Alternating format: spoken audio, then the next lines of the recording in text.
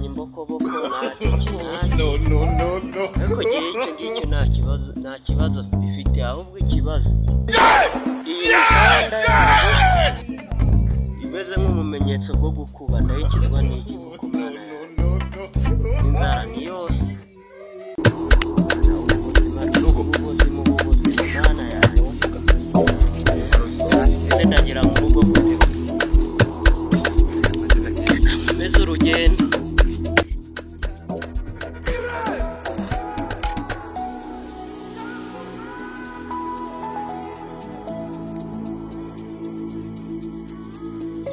use noneho ndanyura mu we muhanda ko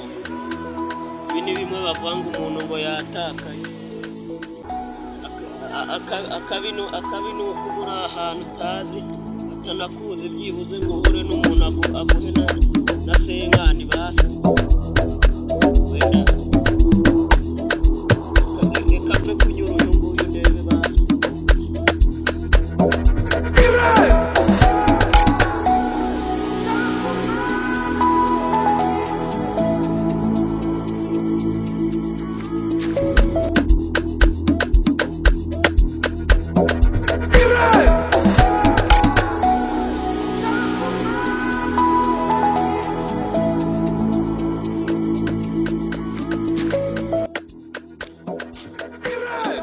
Mwiriwe neza. Ese musore, magari turifuza iki? Nagira ngo ufashe narindi mu cyaro nyine nza gushaka akazi hano muri Kigali ariko nyine umubosi birangiye nyine anyirukanye naticyamaye ubu kumbona uko nikomeze imyenda ni iyi ngiyi kandi iyi Kigali nayo nzi ubu ngubu nabaye nk'umuntu wahogiye nta nubwo nzi ahantu ndi kujya ariko ufashije